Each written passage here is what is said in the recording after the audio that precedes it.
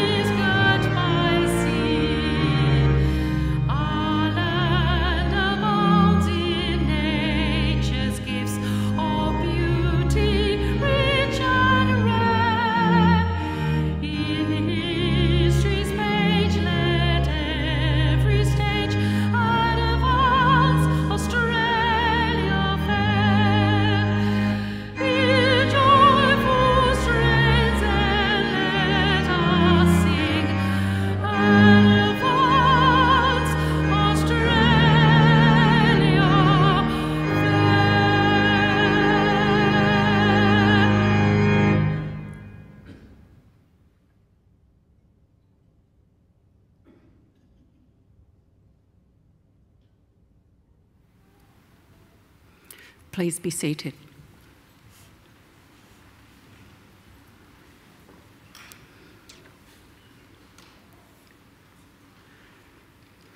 Distinguished guests, ladies and gentlemen, I'd like to invite Chris Tobin, representative of the Darug people, to offer the traditional welcome to country.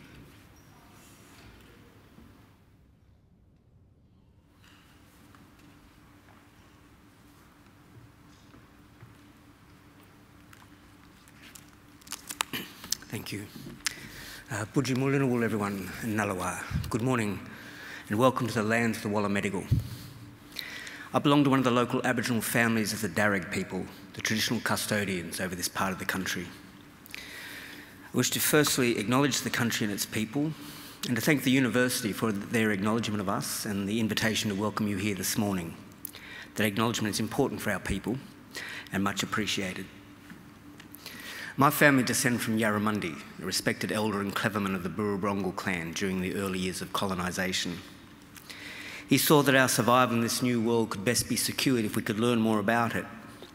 And so he enrolled his daughter, Bulungari, or Maria, into the Native Institute, a school set up in 1815 offering formal education to Aboriginal children. That was actually set up by Governor Macquarie. Maria studied there for several years and used her newly found skills to lobby and ultimately secure some land for herself and her family out along the Richmond Road. Other Aboriginal families soon joined them, and it became known as the Blackstown, where the present-day city of Blacktown gets its name. We are very proud of her, as I'm sure your families are of you here this morning. And with good reason. Your success is our success. Your advancement, our advancement. Now that was probably better understood in traditional times when camps were smaller and clan groups abided by the strict sharing laws, which meant that the food that you caught and brought back was distributed throughout the rest of the camp.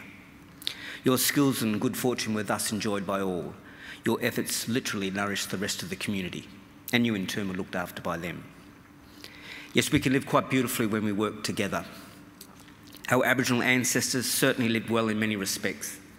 And I use occasions like this to offer them to yourselves as a benchmark or a model on how good to expect our lives today. You see, when Captain Cook arrived here a little over 200 years ago, he encountered a people whom he described as one of the happiest people he'd ever met. They owned nothing, he wrote, but the tools that they carried. They made their shelters from the bark of trees without cutting them down, and harvested food from the earth without excessive tilling or clearing. Now, these were not primitive societies, these were ancient cultures. There was no slavery, no rich and poor, no rents or mortgages, no jails, and no homelessness. People cooperated to collect the resources that were needed, which were then shared out according to strict Aboriginal law. Our lands were maintained in their natural state with fire and responsible harvesting. Our rivers and waterways kept clean and unpolluted, with people drinking out of them as they have done here for the past 20,000 years. So remember, this is not a dream or an ideal, this is normal life, or was for the longest time, and not so very long ago. And I don't see any reason why we should expect less for ourselves and our children than what our ancestors enjoyed. Admittedly, there's a lot more of us, but we're a clever people, and there is still much magic in the world, I believe. So graduates, I would say expect great and wonderful things from your lives. Life is normally good, and we are naturally a happy people. Just share your gifts with the rest of us and follow that beautiful spirit that got you thus far. I think to do that, and together we can put together a beautiful world and a beautiful future, and one that's worthy of our children. We can all do our bit. I'll do mine by winding up and letting you graduate.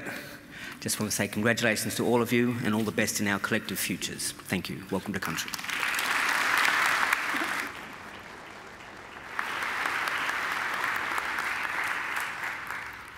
Ladies and gentlemen, I'm pleased to introduce the Chancellor of Macquarie University, the Honourable Michael Egan, AO. Thank you, Chris Tobin, for your welcome to country. Well, graduands, ladies and gentlemen, boys and girls, first I want to thank all of you for coming. Every graduation ceremony is important, but this one is particularly significant because it is the first graduation ceremony for our graduates in clinical science. So you are pioneers, and this is a great occasion not only for you, but for Macquarie University. So thank you all for coming. It marks, of course, not only the achievements of our graduands, but also of the university. So I'm really grateful that you're all here, and I want to thank you for coming. But I especially want to thank those of you who have brought children with you. And I see that we do have a few children scattered around, including some freshly hatched little babies. One, I'm told, 2 months old. Now that's great. The presence of children at a graduation, I think, is important for them, because their memories of today may well be the the spur that makes them want to emulate today's graduands. And it's important for us too, because I think every celebration is enhanced by the presence of children. Now, unless children are somewhat different than they were in my time, it's very hard for them to stay still or quiet for much time. I don't want them to, I don't expect them to, and I particularly don't want parents to get embarrassed if they do start to make a commotion or run around. And babies are free to cry their hearts out. We've discovered from our long history that if a baby cries throughout a graduation ceremony, he or she is back within 25 years to take out their first PhD. So let them make as much commotion and run around as much as they like.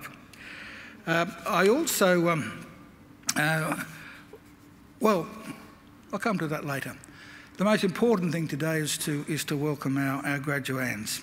And I hope that today will be a very, very happy and memorable occasion for all of you, because you deserve to enjoy the day, you deserve to take pride, great pride in your graduation. Completing a degree is never easy. You need an intelligent and inquiring mind. You need determination and perseverance, and you need to make many sacrifices. So welcome and congratulations to each and every one of you. I also want to congratulate all of you who are here today as guests of our graduands. The very fact that you're here, the very fact that you've been invited by one of our graduands to share one of the great days of their lives is proof positive that you've been very important in their lives and in the successes that we celebrate today. And I don't want you to think either that observing today's graduation is the end of your role, because I have another important service for you to perform for our newest graduates, as they will soon become. I want you to make sure that the degrees they receive today are never ever put in a bottom drawer, but are always proudly displayed in a position of prominence. In other words, if our graduands are too self-effacing to proclaim their own success, you make sure that you do it for them. Now, the ceremony that we're about to participate in is one of the world's oldest social rituals. For centuries, graduates have been donning robes, just like the ones our graduands are wearing today, and participating in ceremonies just like this one. Indeed, there are some 50 universities in the world which can trace their history back more than 500 years. Now, obviously, Macquarie University is not one of those 500. We're a very young university. We celebrated our 50th Jubilee just 4 years ago. We proudly take our name from Australia's greatest colonial governor, Governor Lachlan Macquarie, a man whose greatness and achievements were never acknowledged by his contemporaries, but only by history. Now, those of us who went to school in New South Wales were taught that Macquarie was a great builder, and he was. But his greatest legacy had nothing to do with bricks and mortar. His greatest legacy was the ethos he established, much to the annoyance of the British authorities at the time, of an egalitarian society, because it was Macquarie's insistence that in this fledgling convict colony there be no distinction between the free and the freed that was the foundation of the Australian notion of a fair go for all. And that is a legacy that here at Macquarie we will always aim to maintain and honour. After our first 54 years, we now have more than 184,000 Macquarie graduates living in 142 countries. Excuse me. Macquarie is a very modern and a very outward-looking university. We're now ranked in the top 2% of the world's universities. From our beginnings, we have defied the traditional boundaries of academia. We've pioneered and continue to pioneer learning and teaching approaches that challenge conventions and shift thinking. Our students play a major role in their own learning and are empowered to guide what and how they learn. We're also research pioneers. Our framework for the future, world-leading research with world-changing impact, is brought to life by renowned researchers whose bold and innovative solutions to issues of global significance are of enormous benefit to the world we live in. And by the way, that is not an idle boast. I'm sure everyone here at some stage uses Wi-Fi. Well, Wi-Fi was developed not at Harvard University or Oxford University or Sydney University or Melbourne University. No, Wi-Fi was developed by Macquarie University scientists in conjunction with scientists from the CSIRO. So that's something we're very proud of. But I might say that the research that is currently underway is no less significant. I'm sure all of you will be aware of the very recent death of Professor Stephen Hawking, a brilliant scientist and a marvellous and inspiring man. The disease he fought almost all of his life was motor neurone disease, and I'm very proud to say that our Faculty of Medicine and Health Sciences is at the forefront. In fact, I think it's fair to say we are the Australian leader in helping to find a cure for that dreadful disease.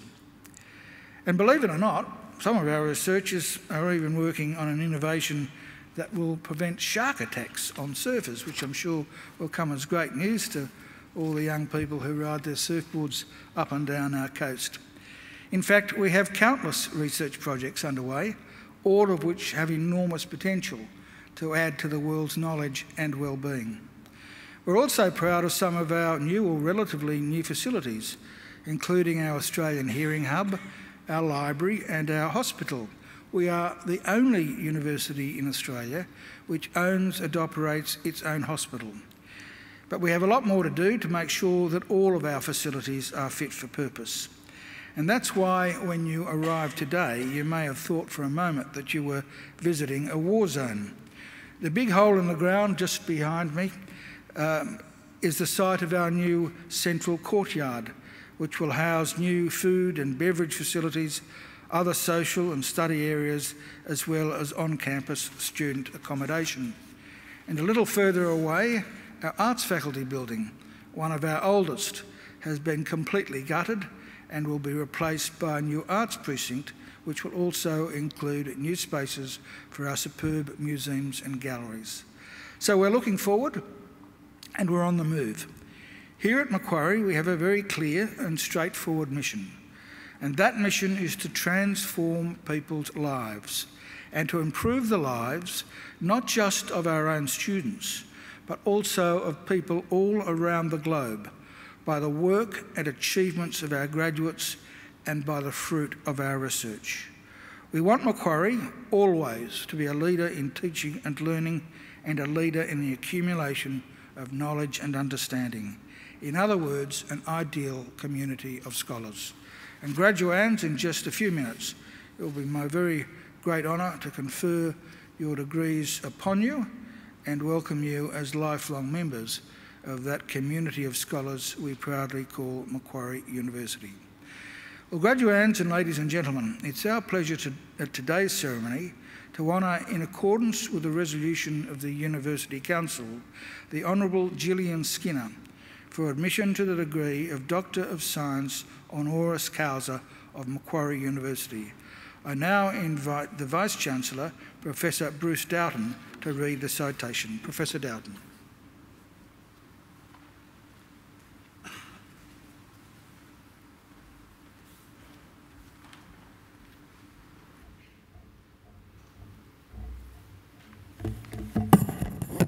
I invite the Honourable Gillian Skinner to please stand for the citation.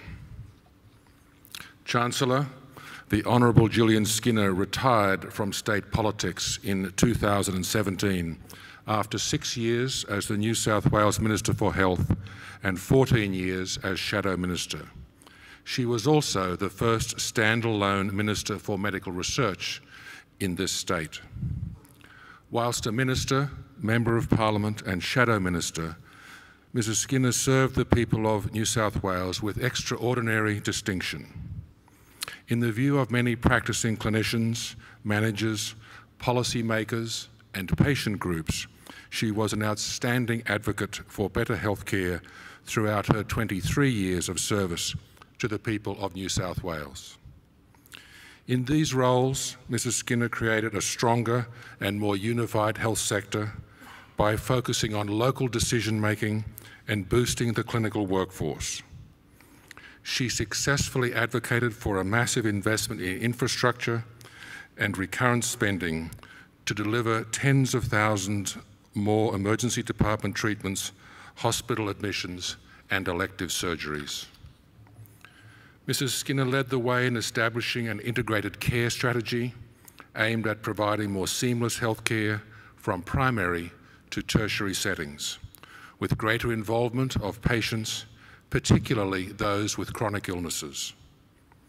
She was noted for her commitment to health and medical research, particularly her support for innovative treatments arising from new understanding of disease and best models of care. Mrs. Skinner also championed innovative social policy, including community-based preventive programs, increased organ donation for transplantation, better access to pain management, improved palliative care, and elimination of the transmission of HIV. In 2001, Mrs. Skinner received a Centenary Medal for service to the community. Since leaving politics, she has been appointed a Director of the Children's Cancer Institute Australia. She has been a strong supporter of Macquarie University's Australian Institute of Health Innovation and the Faculty of Medicine and Health Sciences. In her retirement, Mrs. Skinner has been invited to provide advice on health policy and to support the Institute and faculty's educational endeavours on an ongoing basis. We recognise her tireless service to healthcare, medical research and the well-being of the population of New South Wales. Chancellor, it is with great pleasure that I present to you for the award of the degree Doctor of Science honoris causa, the Honourable Gillian Skinner.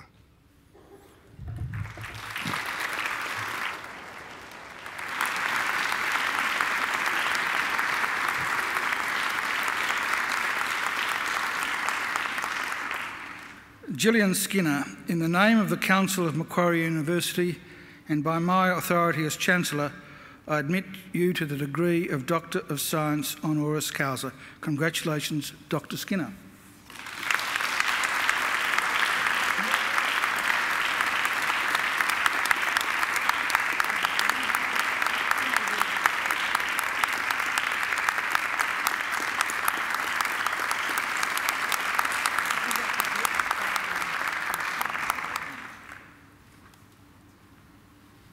Ladies and gentlemen, I now invite Dr. Gillian Skinner to give the occasional address. Please welcome Dr. Skinner.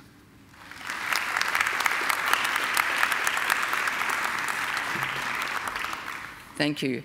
Chancellor, Vice-Chancellor, faculty members, distinguished guests, proud parents, family and supporters, all Faculty of Medicine and Health Science graduates today, and how much of an honour it is for me to be here with you, the pioneers of this degree. And I also acknowledge the traditional custodians of the land upon which we meet, and I pay my respect to elders past and present, and thank you very much for that very informative welcome to country. It's really my great privilege to join you on the occasion of your graduation and to have had this honorary doctorate conferred upon me. To say that I was surprised when I received the letter from the Vice-Chancellor informing me that the Senate had resolved to do so would be an understatement. I'd always joked that I reckoned I'd earned half of the numerous degrees and trade qualifications awarded my immediate family members because I'd been the chief bottle washer, cook and minder, smoothing the path of these people along the way to their graduations. And I'm thrilled that all my immediate family, including 4 young grandchildren, Chancellor, I agree with you. Children are the very important people here today, and I'm very pleased that they're here with me, along with all my family members and along with some of the members of my personal staff who deserve so much credit for whatever I achieved as Health Minister. They say that the most important talent of a successful leader is the ability to choose fantastic people to back you up. How true. I think the people that worked with me over many years were absolutely fabulous, both on my personal staff and in the New South Wales health system. Never in my wildest dreams did I think that I'd be standing here in this glorious gown, being honoured in such a way. I'm deeply moved by the gesture, particularly since it's noted in the decision to make the award the quote from the Vice-Chancellor. It was suggested and supported by many people. Indeed, I was and will always be a tenacious warrior when it comes to advocating for better healthcare. When I became the Health Minister in 2011, I was attending the AGM of one of our major research institutes, and I was introduced by the chair, a former very distinguished politician, as the poor woman who'd inherited the poison chalice, the health portfolio, a job nobody wanted. But he asked me today, was I that person? I didn't respond. He was wrong then. I was an oddity. I actually wanted to be the Health Minister. I considered it to be a fantastic opportunity to put into practice everything I'd learnt from my own research, from my networking, visits and extensive policy formulation to see whether what I'd imagined as a better way to deliver healthcare really could make a difference. I'd worked for 14 out of my 16 years in shadow cabinet in the health portfolio. I wanted nothing more than to be a Minister for Health, and as it happened in 2011, the first standalone Minister for Medical Research. So in thinking about how I might speak about those experiences in a way which might inspire you, all of you graduands here, soon to be graduates, to think about the tremendous possibilities for you. I did some research into great graduation speeches. Two stood out for me, and interestingly, even though they were totally different addresses given by people I absolutely admire and respect, the message was conveyed in a very similar one. Steve Jobs told Stanford graduates in 2005, "You've got to find what you love. Have confidence to follow your hearts." It's a terrific speech, and I recommend that you read it sometime. I don't have time to give you the whole speech. The second was Denzel Washington's address to graduates at Dillard University in 2017. He told them several things. Do what you feel passionate about. Don't be afraid to fail. Don't be afraid to dream big, but have goals, yearly goals, monthly goals, daily goals. You have to plan. You have to work at it every day. Don't just aspire to make a living, aspire to make a difference. So two great graduating speeches by fantastic individuals using their own life experiences to encourage graduates to follow their hearts, to do what they love and feel passionate about. That's my message to you. Any success I had over the 6 years as Health Minister, I put down to doing what I was passionate about. A message I received from a senior health administrator recently said this: "It's easy to take for granted some of the extraordinary reforms that were undertaken during your tenure. However, your commitment and genuine regard for health policy are at the heart of the success." That's absolutely right. Be passionate, but be absolutely committed to what you think is the right thing, particularly if you think it's going to make a difference to the community you serve. And I appreciated that comment because it really does sum up my approach to my time as Health Minister, and it's a message I'd convey to you all. In developing policy and strategies to address major health issues, I was doing what I was passionate about. My focus was on the patient, making the patient the centre of everything that we did, and I dreamed big. I often took professional risks, but calculated risks, and never risks that would endanger patients. But there was always a plan, and it was always backed up by science, by evidence, and with the support of an amazing array of experts who had helped me over many years. And I reckon that's a key element of leadership. So to Denzel's list of do's, I'd add these. Be merciless about networking, about picking the brains of experts. Don't be afraid to ask.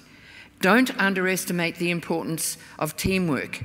Don't ignore those at the bottom of the pecking order. Their ideas can be as bright as the star at the top. Understand that communication is key. Don't expect people to share your vision if you keep it to yourself. If you don't talk to them, you can't excite them about the possibilities. Find the evidence and inspire others to take a chance based on it with clearly articulated goals and steps to achieve them. Be firm but fair, tough when you need it, but above all, be compassionate and kind. Within days of becoming Minister, I wrote a letter to all 100,000 plus employees of New South Wales Health outlining my vision. And in it, I articulated my core values: collaboration, openness, respect and empowerment. During my tenure as Health Minister, we streamlined the head office of New South Wales Health, focusing it on policy development and strategic leadership and providing management support to local districts we established. We invested in leadership courses, rewarded innovative programs that delivered better healthcare and fostered interdisciplinary teamwork. We employed additional clinical staff and provided opportunities for them to increase their knowledge through online programs and scholarships. And we invested heavily in upgrading our hospitals and equipment. And listening to that welcome to country and your story about the early settling in Blacktown Hospital is one of the greatest achievements, I think, in my time as a Health Minister. It's a totally rebuilt and transformed hospital. Because the smooth running of the hospital system, treating increasing numbers of patients within timeframes and getting best possible results is always a priority for a New South Wales Health Minister. Of course, that was where we focused. But as the Vice-Chancellor has said, there were many other issues that I was particularly interested in, the social policy area, in particularly the one I was most proud of, my very ambitious goal to effectively end the transmission of HIV by the year 2020. And I'm very happy to report that at a conference in Boston just a few months ago, it was reported that New South Wales is leading the world and we're well on the way to achieving that goal. Can I say that the other things that we invested in that I think are very important, medical research, ICT, telehealth has transformed what we're doing, an investment in integrated care, providing seamless care between primary health care and hospitals. But there's many other things. In conclusion, I want to say this: healthcare is constantly changing as our researchers discover new medicines and treatments. And it's my clear belief that wherever you see great success, you will see great collaboration. My visits to this university and engagement with many of your team, from the Vice-Chancellor to the new lecturer I met only recently, I think one of your lecturers actually, there are great examples of this. I will recall a visit to Macquarie's Motor Neurone Disease Research Centre back in September 2014 with the Vice-Chancellor and others, where I was fascinated by the zebrafish in the labs.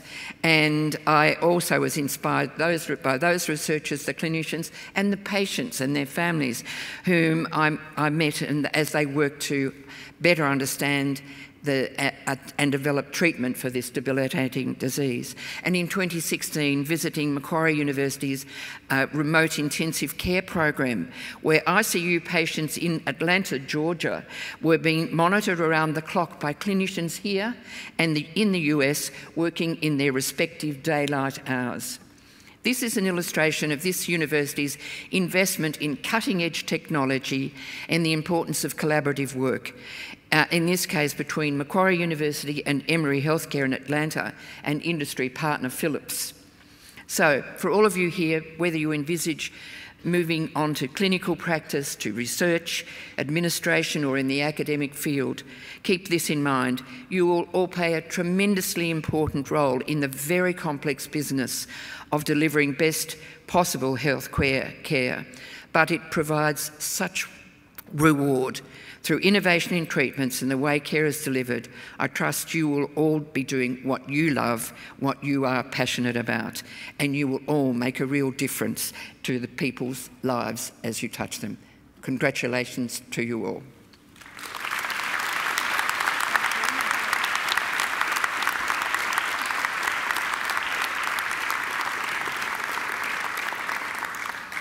Well, thank you, Gillian, for a great occasional address. And it's true, I was the clapped-out old Polly who, when Gillian became Health Minister, told us she'd inherited the poison chalice. And that's because the job of Health Minister is probably, if not the most difficult, certainly one of the most difficult portfolios in any government. But Gillian made it look easy. And that's to her credit. I have known Gillian for a long time, initially as political adversaries on opposite sides of the political fence, and then in more recent years, after I left Parliament and Gillian became Health Minister, in her capacity as Minister for Medical Research and mine as Chairman of the Centenary Institute of Cancer Medicine and Cell Biology. And she really was a great champion of medical research. And sometimes we're oblivious to the great strides that medical research makes. But I'll just give you this example. I left school in 1964. And when I left school in 1964, the average life expectancy of an Australian was 67. For females it was a bit higher, for men it was a bit lower, but for men and women both together, 67. Well, I reached my use by date a long time ago, more than 3 years ago, as did all my mates that I went to school with. And of course, what we have to thank for our new longevity are the strides that have been made in medical research. Each and every year there are improvements in drugs and treatments, all because of the commitment of very dedicated medical researchers. So my association with Gillian in recent years has been through medical research, and she's been a real champion of it. I think she deserves another great round of applause for a great occasional address.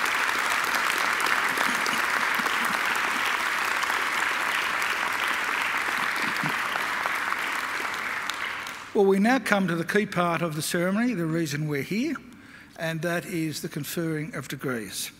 Now, this is one part of the ceremony that makes me a little bit nervous, because I was told many years ago by an eminent lawyer in the state that if I conferred a degree on someone who was not eligible to receive it, it was very difficult for me to take it back. So I have to get an ironclad guarantee that all of you are eligible to graduate today, that no one here was ever late in submitting an assignment and never missed a class. I ask the registrar to give me those assurances, Gail. Chancellor, I certify that all of the candidates being presented here today and those who are absent have satisfied the requirements of the Academic Senate for the degrees they are to be awarded. Would all candidates for admission to degrees please stand? Graduands, in the name of the Council of Macquarie University and by my authority as Chancellor, I admit each of you present and those who are absent to the degrees for which you have qualified. Graduates, congratulations.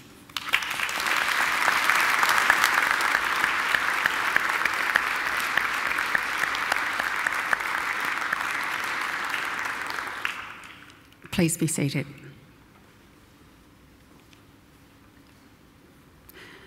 Chancellor, the graduates at this ceremony are from the Faculty of Medicine and Health Sciences, and I call on Professor Patrick McNeill, Executive Dean of the Faculty of Medicine and Health Sciences, to present the graduates. Professor McNeill.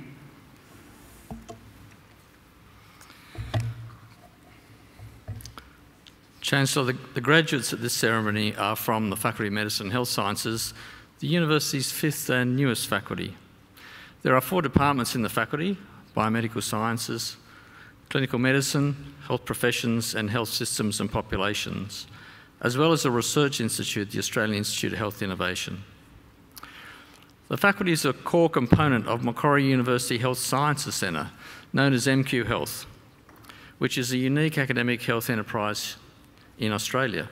Macquarie is the only university that integrates its learning and research with clinical practice here on campus at our own Macquarie University Hospital and MQ Health clinics.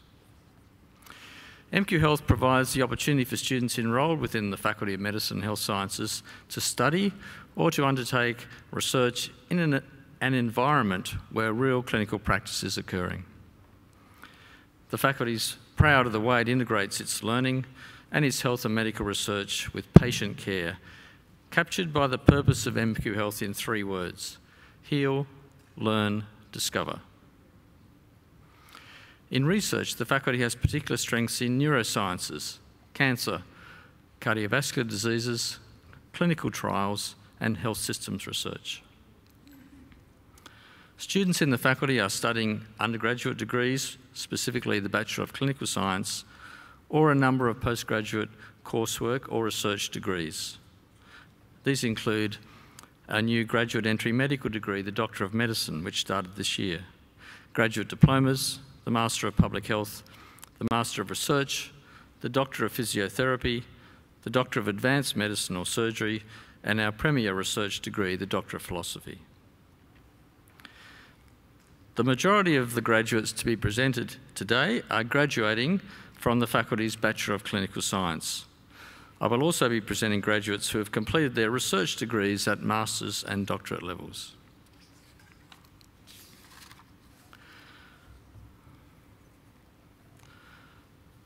Chancellor, I present to you the graduates from the Faculty of Medicine and Health Sciences whom you have admitted to degrees. I present graduates admitted to the degree of Bachelor of Clinical Science. Prahita Annadivisam.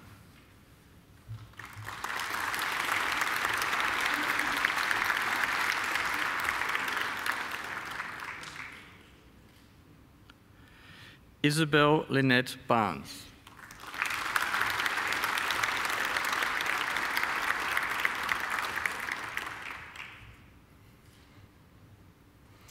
Adam Bentamy.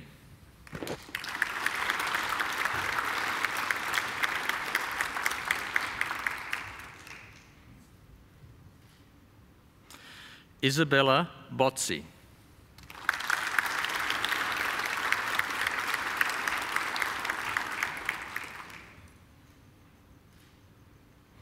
Harrison Biggett.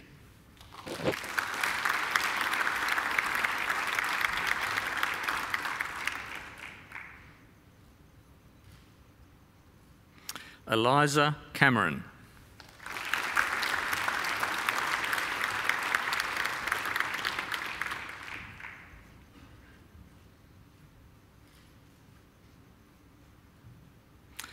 Michael Ekau Jr. Dadson.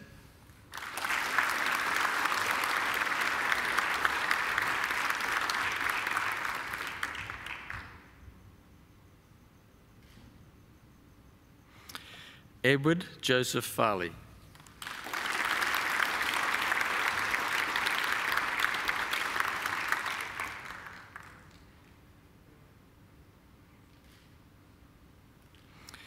Leanne Freem.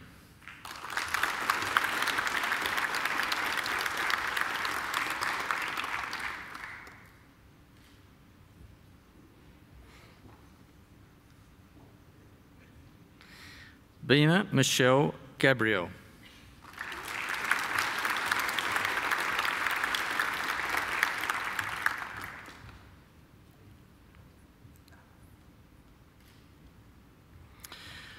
Jordan Marie Griffiths, who has been awarded the Macquarie University Award for Academic Excellence.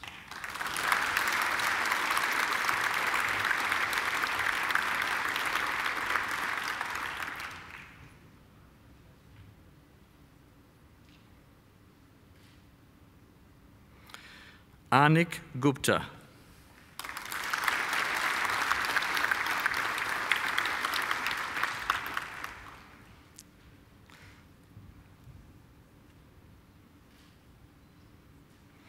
Mia Holman.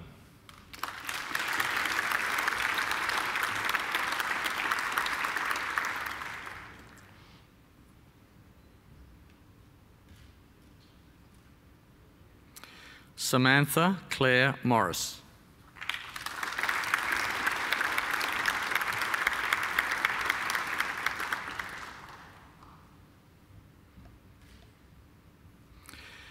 Celine Sheriff Rizkala.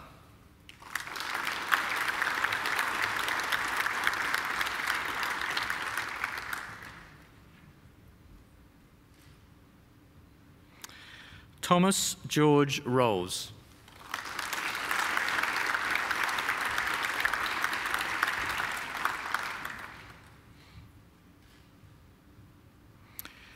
Gabrielle Sarch.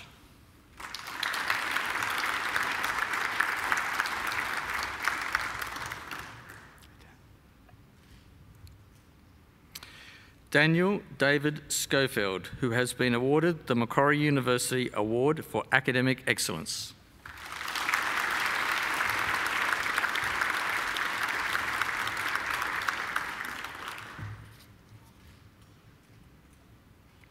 Cheyenne Shabestri.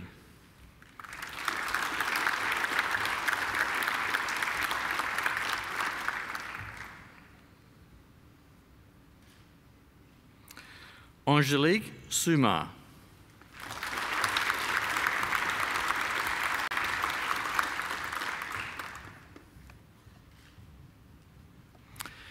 Ella Tesarolo, who has been awarded the Macquarie University Award for Academic Excellence.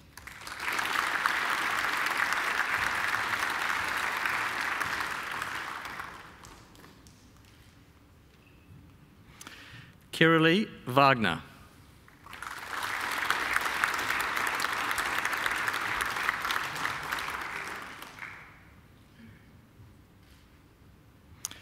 Toby Wilcox.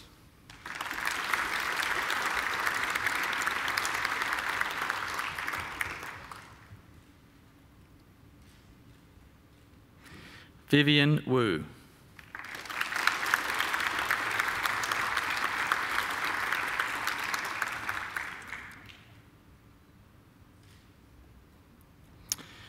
I present the graduate admitted to the degree of Master of Surgery, Christopher Leon Davidoff.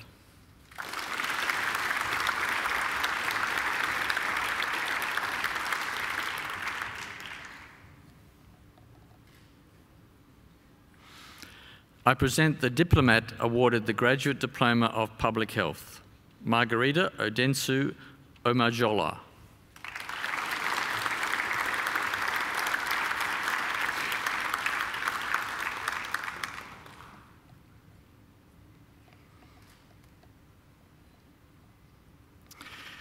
I present graduates admitted to the degree of Master of Research.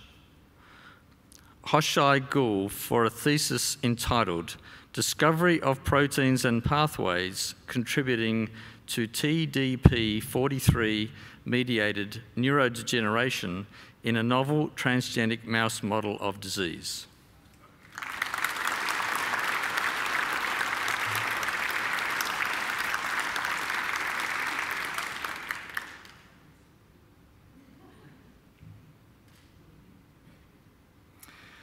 Jessica Joyce Herkus for a thesis entitled Culture in Context, the Association Between Fit at Work and Staff Outcomes.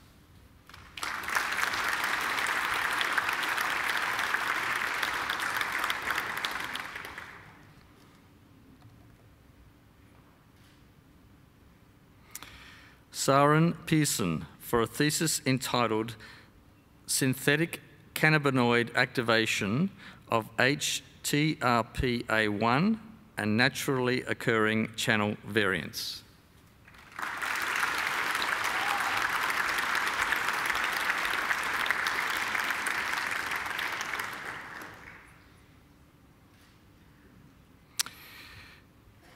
Chiara Pomare for a thesis entitled How Do Professionals Collaborate in the Face of Uncertainty? an investigation into the complexities of mental health care.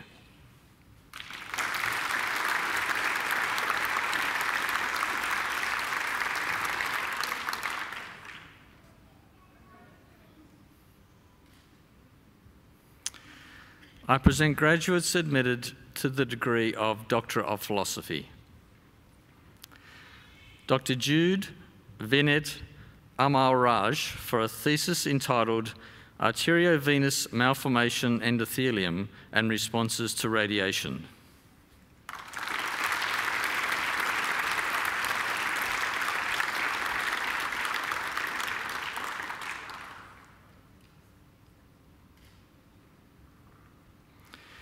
Dr. Diana de Mello Costa for a thesis entitled Maintaining Patient Safety, Surgical Instruments and Environment Surface Care.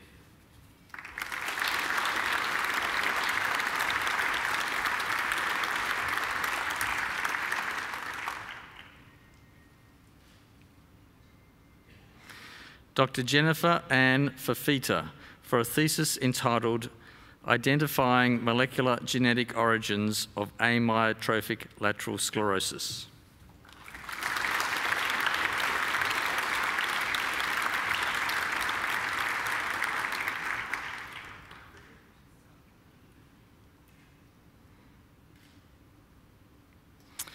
Dr. Radha Govind for a thesis entitled Role of Blue on Yellow and Low Luminance Achromatic MFVEP in pre-parametric glaucoma and their structural and functional correlates.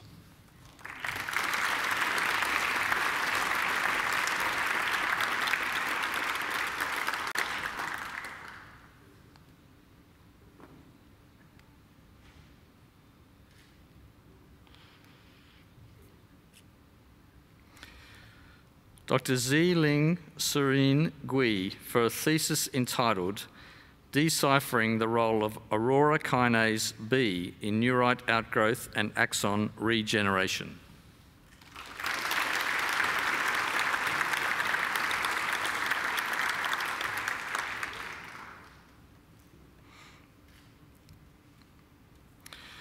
Dr. Kelly Rebecca Jacobs for a thesis entitled Modulation of the kynurenine pathway in Alzheimer's disease, biomarker identification and drug discovery.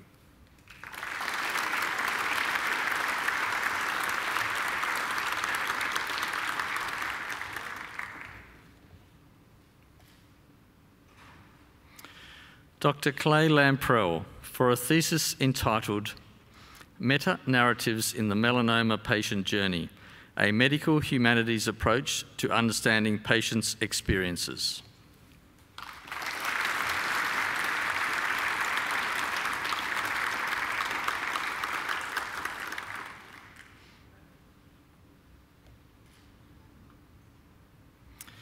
Dr. George Larkos for a thesis entitled Enhancing Safety in Nuclear Medicine in Australia, a multi-method investigation of risks, incidents and work processes.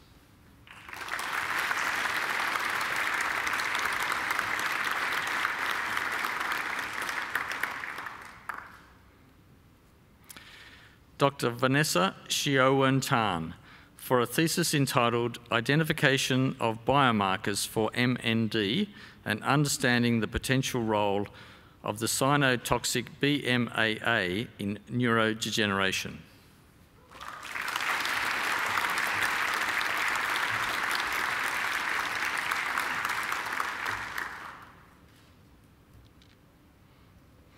Dr. David Tien for a thesis entitled Optimization of Neuroprotective Strategies for Surgery of the Aortic Arch.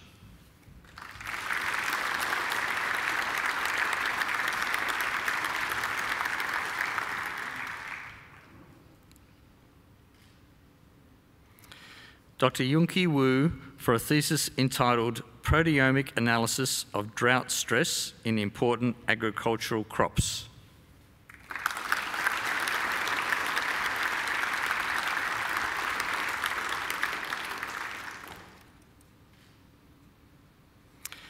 I present the graduate from the Faculty of Business and Economics, admitted to the degree of Bachelor of Commerce with the Bachelor of Arts Psychology, Jing Fen Lim.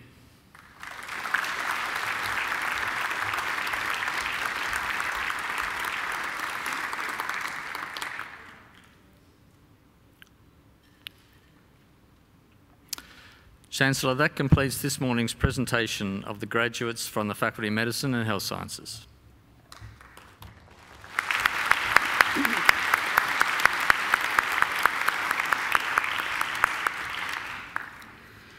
Chancellor, I call on Mr. Daniel Schofield, who has graduated today with a Bachelor of Clinical Science, to speak on behalf of the graduating group. Mr. Schofield.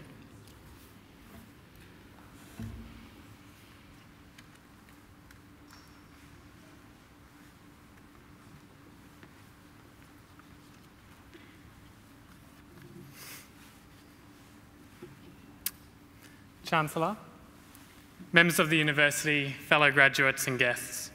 So here we are, graduates of the Faculty of Medicine and Health Sciences, together as our respective cohorts for the last time.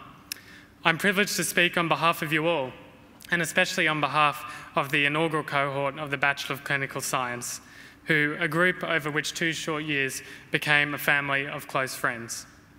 It's incredibly difficult for me to bring together 2 years of experiences and learning into 3 minutes, but I thought I'd reflect on 3 lessons. These were not lessons that were always taught to us explicitly, but lessons that were sometimes taught implicitly, not always with PowerPoints, but with example, passion, and experience. Within our first week of starting, my peers and I were ushered into the upper floors of the Macquarie Library and whisked into one of the small lecture rooms on the upper floors. The lesson we were taught here is a simple one. We were not just science students doomed to read endless pages of 1 or 2 textbooks per subject. It was not our job to memorise Moore's clinically orientated anatomy cover to cover. Rather, we were in fact archaeologists, and bear with me on this. Science students who in fact will spend the next 2 years learning how to arrive at the dig site, which we call Google Scholar, pick up our shovel, which we call keywords and subject headings, and dig for evidence. But this dig site was special. The challenge was not to find the dinosaur bones, but to differentiate the dinosaur's bones from the rat bones, and then put those bones together to create an image of the dinosaur itself. If I'm stretching the analogy a bit much today, here's a tip for those playing at home. I'm talking about evidence, data, and research. At our fingertips lies now millions of gigabytes worth of studies, trials, and reviews. And what Macquarie did for us is teach us how to become archaeologists who dig for the truth. As Dr. Ben Goldacre told us in one of his TED Talks, what we hear in the media is not always the good stuff. Often rather, we hear politically valent pseudoscience, such as the fact that housework may prevent breast cancer in women, but shopping, on the other hand, causes impotence in men. Evidence is king, and that was the first lesson we learnt. One cannot complete a Macquarie degree without experience working as a team. Whether through group presentations, whether engagement in extracurricular activities, study groups, or being that one hero who brings an extra calculator to exam to save the poor soul who forgot theirs, teamwork and relationships are crucial. For my peers, our studies and professional practice taught us more about the heart of healthcare, no pun intended. Culture can make or break a workplace, whether it be a laboratory, a hospital, an engineering firm, or a sporting team. At Macquarie, we were encouraged to be leaders of a cultural shift. New graduates who are team players, proficient communicators, problem solvers, and people ready to form relationships that were positive in the workforce. For it is our relationships in these workforces with our colleagues that will give us strength, and this was the second lesson. In 2 short years, my peers and I only landed on the tip of the iceberg. Thanks to our incredible duo of program directors and their team of lecturers and researchers sitting behind me, they have shone a torch down into the waters below to give us a glimpse of the vastness of the knowledge we have yet to discover. We've been inspired by the academic staff who over the past 2 years have become our role models, but also our friends.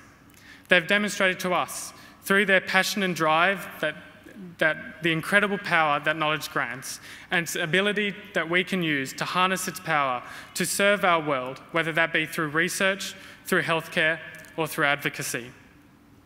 What a privilege we have had, a privilege that too far in this world have the opportunity to enjoy. Macquarie University has done its job, and so to my fellow graduates, it's now our time to not let this opportunity go to waste, but to make our experiences here count. I can't wait to see what you all accomplish on divergent paths, but we'll always look back fondly on our time here at Macquarie University, our common home that we all have here in Macquarie. Thank you.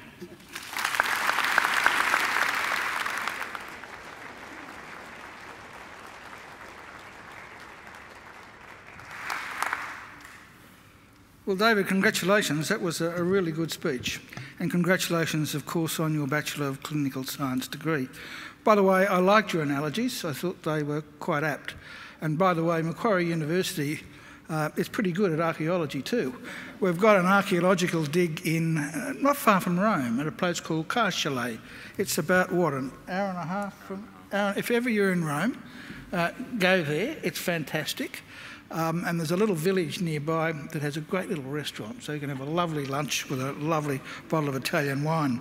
And you're quite right, David, healthcare and research is a team sport and a very important sport. I wish you all the very best, David. I think he deserves another great round of applause.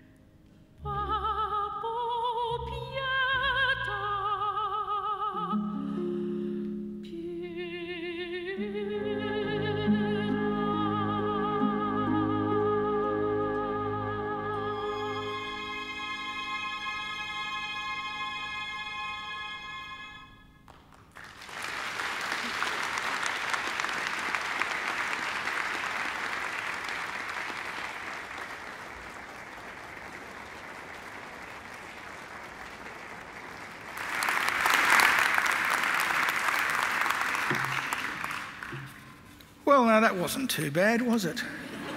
That fantastic, glorious voice, ladies and gentlemen, belongs to Angela Brewer. And we're very fortunate here at Macquarie University because Angela sings at almost all of our graduation ceremonies. Sometimes she can't make it for one reason or another, So you are very fortunate that Angela was singing at your graduation today, because on the rare occasion when Angela can't make it, I do the singing. Would you like to hear Angela sing a little bit more? Would you? Okay, well, all you've got to do is enrol in another degree. And when you come back, I'm sure she'll be singing at your next graduation. I think she deserves another great round of applause.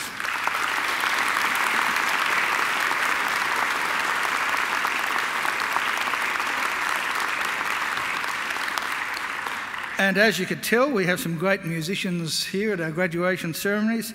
Over there, we've got Melanie McLaughlin on the trumpet.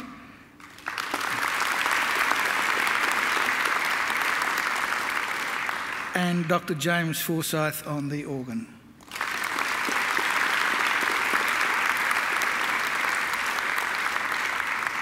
And we also have over there and also over here some of our alumni volunteers who come along to make sure that our graduation ceremonies run smoothly. I'm sure you'd like to thank them as well.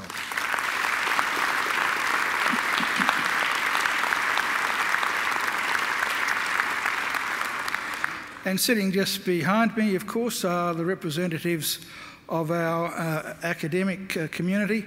I'm sure you'd like to thank them because they've been very important in your journey through Macquarie.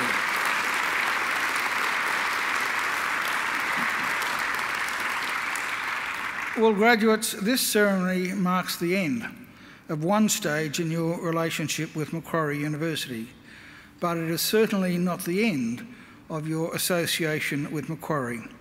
From today on, for the rest of your lives, you are part of the bigger Macquarie family, which is our alumni, and part of the network of over 184,000 Macquarie alumni spanning the globe. We'll keep in touch with you through our alumni program, which is focused on lifelong learning, lifelong support, and lifelong connections. Our commitment to you is to help you keep in touch and engaged with Macquarie throughout your life. And graduates, please do make sure that you come back to Macquarie, either to undertake more study or attend alumni events or use our aquatic and fitness facilities, or even, if you like, just to take a stroll through our lovely campus or enjoy a picnic down by the lake. Well, now, graduates, the award of a university degree carries many opportunities and privileges. But like all privileges, it also carries responsibilities. Believe it or not, you, each and every one of you, can change the world. And you don't have to be a Nobel Prize winner to do it either, although that would help.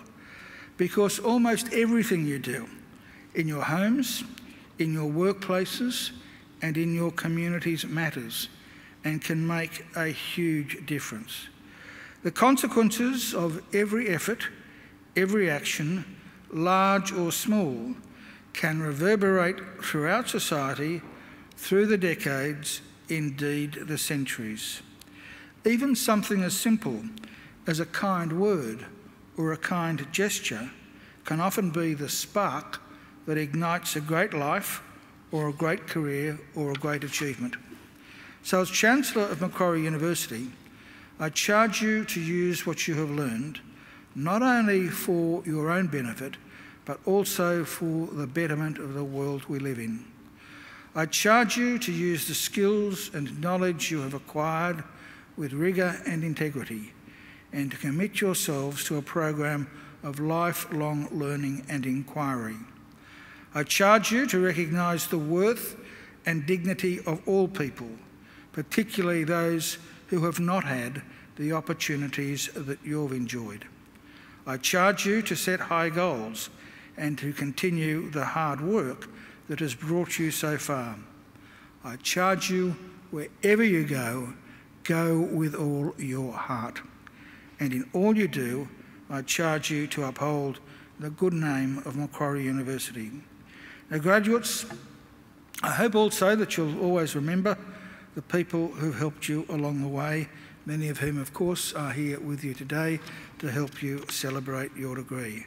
So to acknowledge their contribution and thank them for it, I'm now going to ask you to do a couple of things. Graduates, would you now please stand? Now I'd like you to put your degrees on the seats behind you, and I'd like you to turn to face your families and your friends. And now I invite you to give them a mighty round of applause.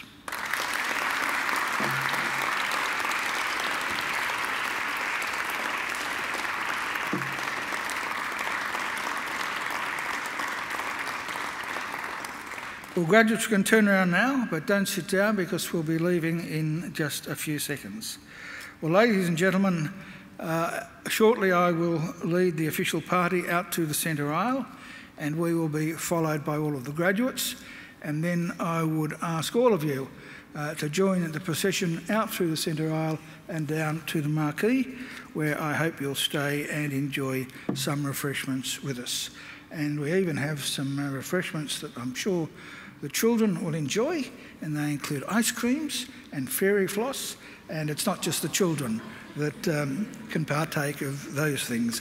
I am particularly partial to them. Well, now I invite everyone now to please stand, and please remain standing until the last graduate has processed out. Well, graduates, I wish you the very best for the future, and in the words of the old Irish blessing, may the road rise up to meet you. May the wind always be at your back. May the sun shine warm upon your face and rains fall soft upon your fields. And until we meet again, may God hold you in the palm of his hand. Graduates, good luck.